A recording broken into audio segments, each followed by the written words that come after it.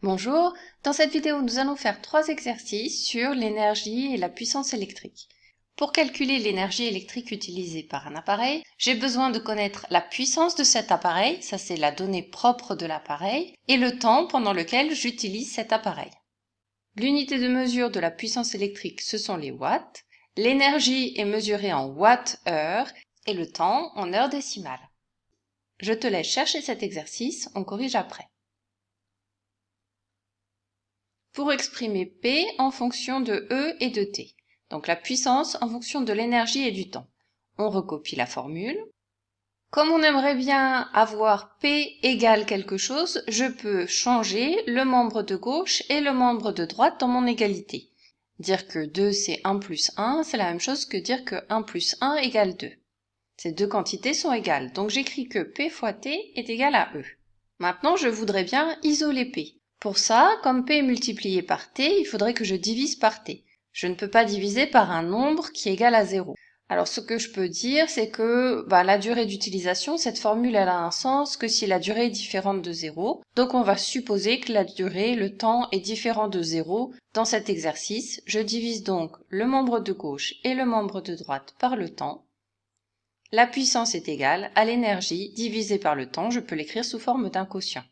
On a exprimé la puissance de l'appareil en fonction de l'énergie et du temps d'utilisation. Dans la deuxième question, on nous demande de calculer la puissance du fer à repasser. Je vais utiliser la formule que je viens de trouver. La puissance est égale à l'énergie divisée par le temps. L'énergie, on la connaît dans le texte, c'est 500 Wh et le temps d'utilisation, c'est une demi-heure.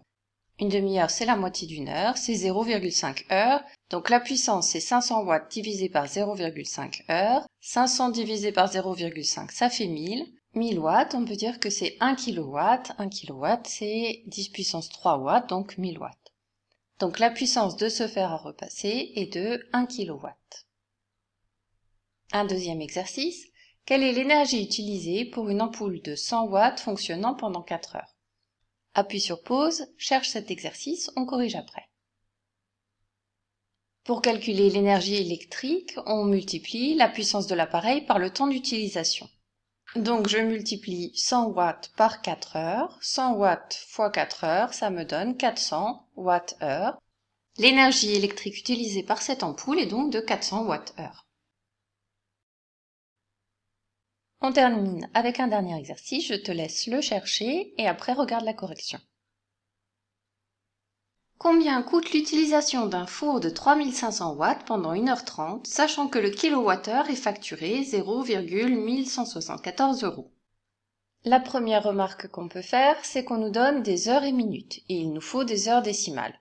1 heure 30 minutes, c'est 1 heure plus 30 minutes. 30 minutes, c'est la moitié d'une heure, donc 0,5 heures, ça fait 1,5 heure décimale. Je sais que l'énergie électrique, c'est la puissance de l'appareil multipliée par le temps d'utilisation. La puissance de l'appareil, c'est 3500 watts. Alors, comme on nous facture le kilowattheure, on va transformer 3500 watts en kilowatts. C'est 3,5 puisque c'est divisé cette unité par 1000. Donc 3,5 kWh et le temps, on vient de trouver 1,5 heure décimale. 3,5 fois 1,5, ça fait 5,25 kWh. Pour connaître le prix que l'on va payer, étant donné que 1 kWh est facturé ce prix, je vais multiplier ce prix par 5,25 kWh. Ça me donne environ 0,62 €. Donc l'utilisation de ce four pendant 1h30 coûtera environ 62 centimes d'euros. On vient de terminer nos 3 exercices sur l'énergie et la puissance électrique. À bientôt!